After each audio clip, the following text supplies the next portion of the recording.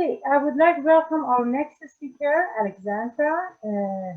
She is originally from Colombia and has lived in Canada for the last 11 years. She is a founding member of Fuerza Migrante, a non-profit organization dedicated to organize and support immigrant farm workers. Alexandra has participated in several activities groups in Vancouver around issues such as free trade agreements, mining justice, and housing justice, and participated in a collective of Colombian in Vancouver in solidarity with the social and environmental leaders and the peace process in Colombia. She is currently working at Co-Development Canada. Welcome, Alexandra. Thanks, Tammy. Thank you so much for inviting me to come and join you in the celebration of the International Workers' Day. So as Tammy said, I've been supporting migrant workers, and I'm gonna tell you a little bit about their experience here in British Columbia and in Canada. So temporary foreign workers have come to Canada for decades, for more than 5 decades now, to work in all the industries. They come alone without their families, and they come temporarily, just for seasons. You may see them serving food in Tim Hortons or Denny's, as janitors in office buildings, cooks in hotels, caregivers taking care of children and ill people, as workers on the farms too, and so on. They're pretty much in all the industries right now. They come from the global south. Most of them come from Mexico, Honduras, Guatemala, Jamaica, Morocco, Tunisia, Vietnam, the Philippines, and Solomon Islands, and pretty much from all the world. They come with different cultures, different languages, different histories, but pretty much the same dream, and is to provide for their families. In Canada, they face huge vulnerability to labor exploitation and unsafe living conditions. They come with a temporary work permit that ties them to one employer. So complaining or speaking up against labor conditions can easily turn into cancellation of their employment contract, deportation to their home countries, and blacklisting from the temporary foreign worker program, eliminating any possibility for them to return to work in Canada. So this can be devastating for many of them as they provide for their families. This usually happens without the possibility for the workers to appeal or be listened to. And this is one of the reasons many of them decide to stay in Canada with a precarious status or as undocumented workers.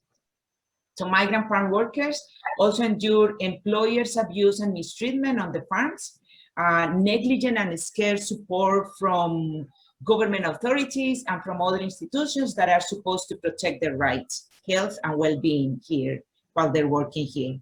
Those working in the agricultural industry find themselves in a more difficult situation, working and living in the employer's properties, creating more possibilities to an absolute control of their lives. Some people have paralleled this as slavery kind of situation. On top of all of this, women migrant workers also face gender violence.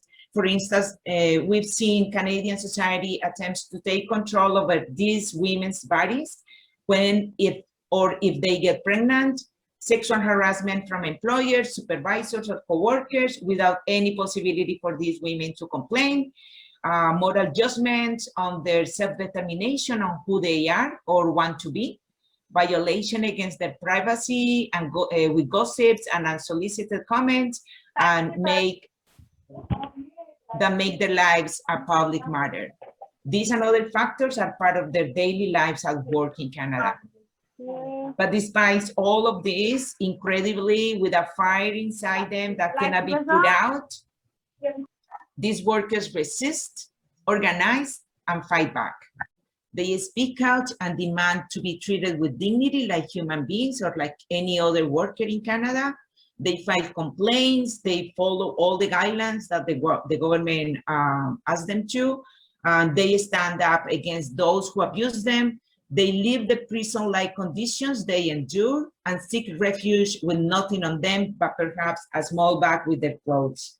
They come to marches, they welcome people like me in their homes and tell us their stories. They join and form their own organizations to protect and support each other, and sometimes they tell the employers to go to hell.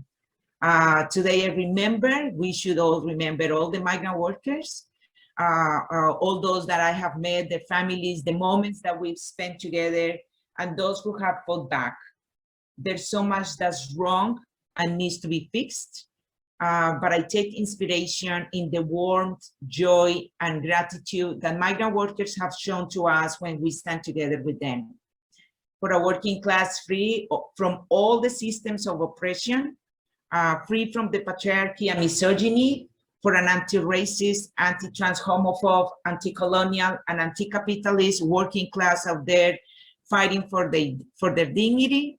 Happy International Workers' Day. Thank you.